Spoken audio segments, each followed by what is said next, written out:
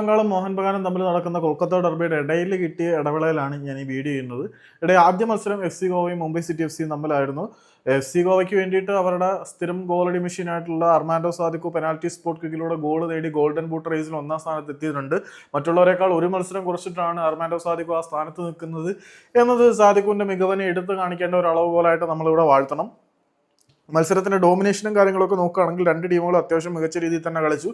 ആർക്കും ഒരു പ്രത്യേക ഡോമിനേഷൻ ഉണ്ടെന്ന് പറയാൻ പറ്റില്ല. പക്ഷേ ഇപ്പോൾ നടന്നുകൊണ്ടിരിക്കുന്ന കളിയിൽ ആദ്യ പകുതിയിൽ മോഹൻ ബഗാൻ സൂപ്പർ ജയൻസിന് വളരെ ശക്തമായിട്ടുള്ള മേധാവിത്വം ഉണ്ട്. ഒരു goal Mohan Bagan super giants അടിച്ചു. അത് അൻവർ അലി ഓവർലാപ്പ് ചെയ്ത് പോയപ്പം പറ്റിയ ഒരു പിഴവാണ്. ആ പിഴവ് മനോഹരമായിട്ട് പുറത്ത് ക്യാപിറ്റലൈസ് ചെയ്യാൻ മോഹൻ ബഗാനെ കൊണ്ട് കഴിഞ്ഞു. അങ്ങനെ മോഹൻ ബഗാൻ ലീഡ് ചെയ്യുന്നുണ്ട്. ഇനിയും അവർ ലീഡ് ഉയർത്താനുള്ള സാധ്യതകളുണ്ട്.